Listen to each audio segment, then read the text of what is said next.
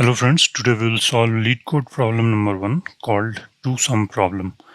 And it's one of the easier problems that is asked frequently in Facebook telephonic interviews. And it will not be asked alone because it's quite easy and it may be the first question followed by a second question.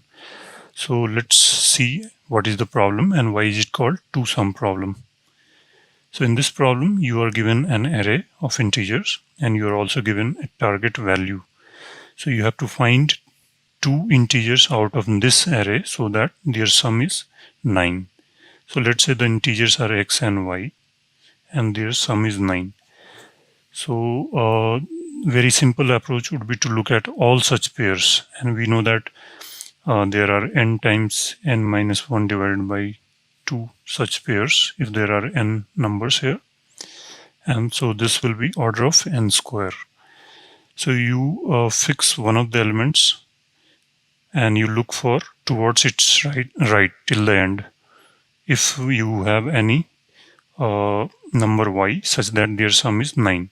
So if you have fixed x, then the x is equal to 9 minus y. So basically if you are looking for y, then y would be similarly 9 minus x. So you fix x and you look for 9 minus x. So let's say x starts from here, the first index. So x is 3. So we are looking for 6 in this array from 1 to 5. We did not find 6. So move ahead. Now x is 2. So we are looking for 9 minus x, that is 7. And we found 7 here. So we return the index of current number and the number that we found. So in this case, we will return 1 and 4. So this is a very naive solution, but let's first try with this approach, then we will improve our solution.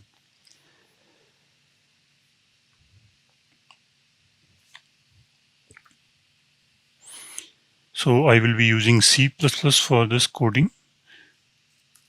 So we need to return a vector. You see here return type is vector of int, and this will have two elements, two positions if it found the two pairs. If it did not find, it will return empty vector.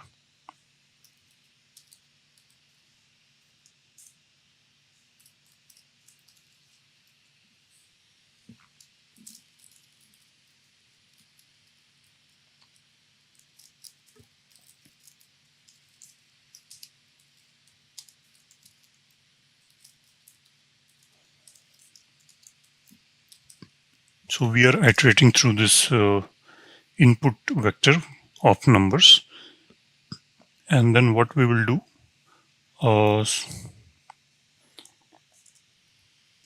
so we have a function called find in algorithms, and we can use that, and that find returns the iterator to the position if it found the number. If it does not find a given number in the collection, this iterator will point to the end of that collection.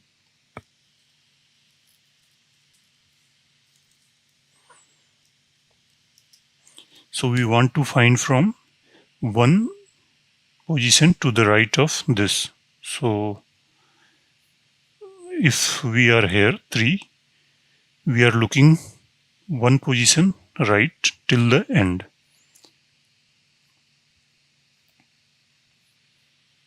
So that's why it plus 1. So this is the starting, and end will be nums.end, and we are looking for target minus current number.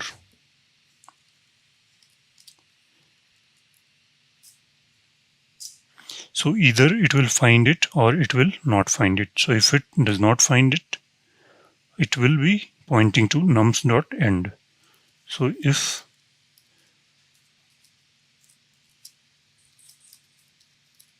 so, this is the case when it found the number.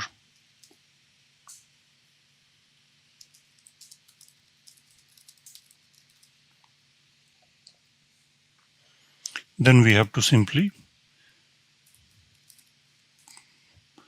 push the two values to the result, which is it minus nums dot begin. So this will give the by how much difference, the difference between the beginning and the current iterator, and that is what we exactly want. If it is the very first number, then this will be nums dot begin, so their difference will be 0.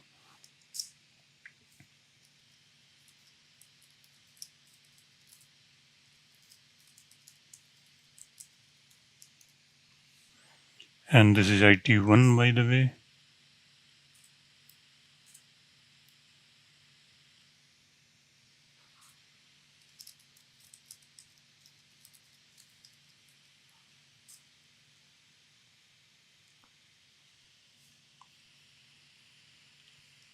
And once we found it, we don't need to look further. We will break from this loop.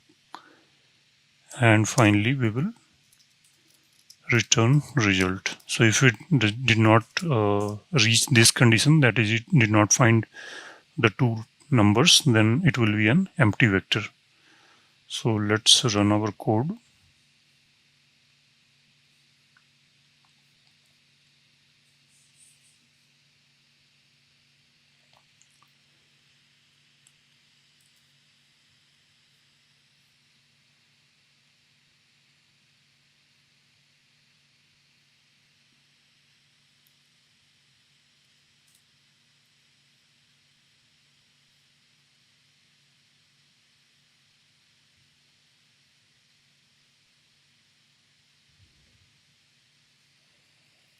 So you see it works. So we will go ahead and submit it.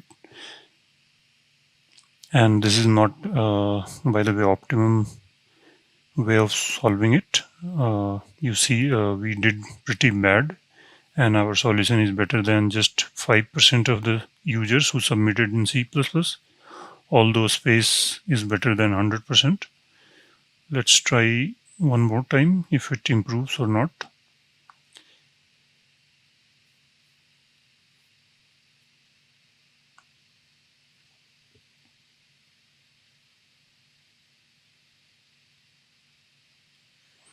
So it doesn't improve much.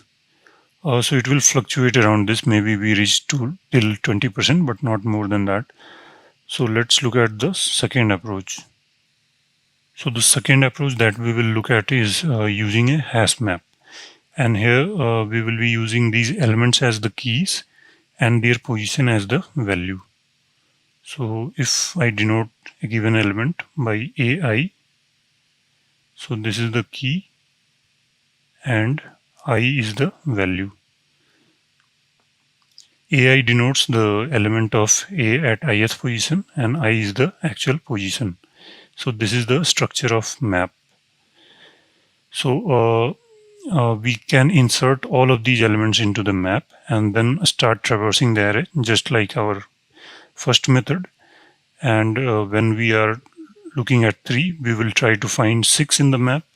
If we found 6, we will get what is the position, where is the 6. If it finds 6, we will return the current I and the I that we got from the map. If it doesn't, we will move forward. But there is a catch here. You don't need to first insert everything into the map and then start traversing. Why is that? Let's say you inserted everything into the map and then you start traversing. Then let's say any value, this is I and this is J. So when you reach I, you will find this jth element in the map because you have inserted everything beforehand. But let's say you don't do that. Then you insert into the map as you start traversing this array. So you start from 3, you look for 6 in the map, you don't find it.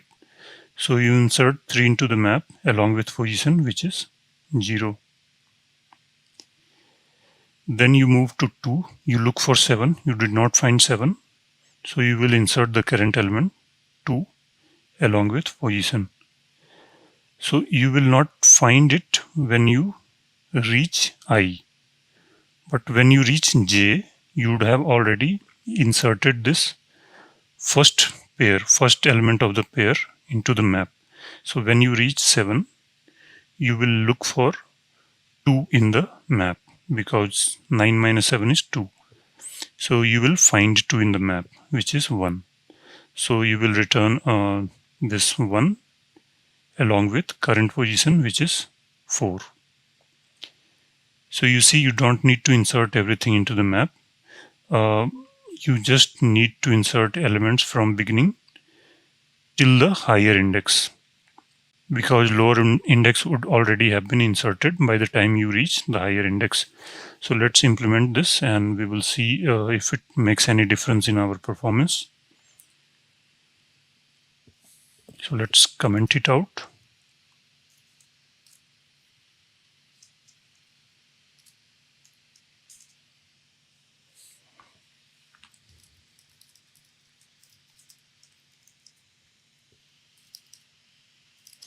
Key is of type int and value is also of type int, and we will call it map.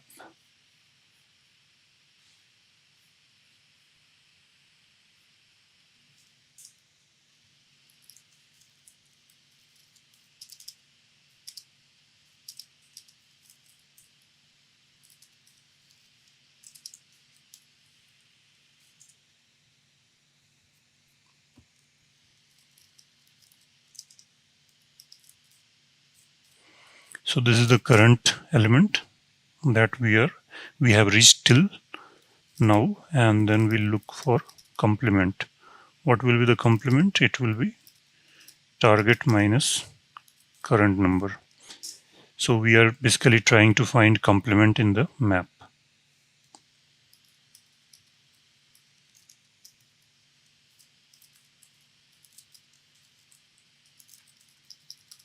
So if it finds, the iterator will be pointing to that element. If it doesn't find, iterator would be pointing to map.end.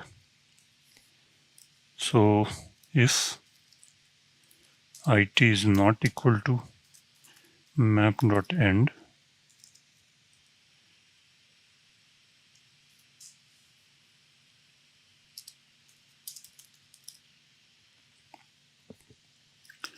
so we will return a vector.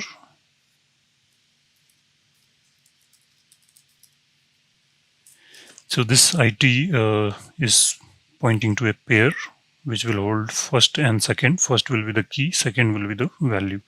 And the value is the position of that element in the actual array. So that position will be denoted by second. And then I will be the lower index, because we will always find it when we reach the higher index. You remember this analogy, because when we are at lower index, this 7 will not be inserted. But when we reach 7, we would have already inserted 2. So first we return this iterator and then the current index.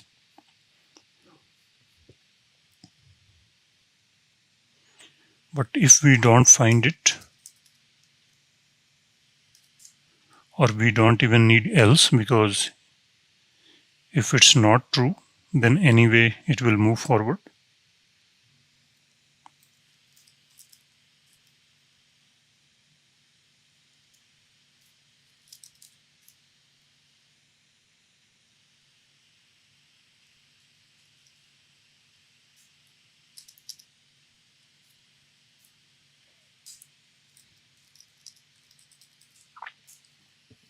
And if we don't find it, finally we return result empty vector. So let's run it.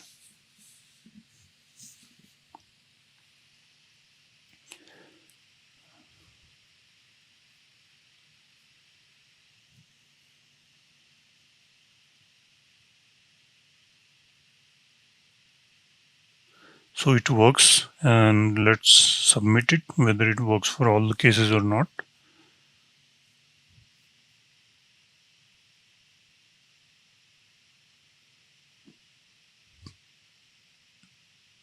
So you see the solution has improved dramatically from 576 milliseconds to 12 milliseconds.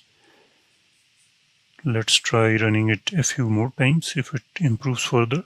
But you see that we are basically on the much better side, and now you see the same solution is better than 93% of the users, which is very good.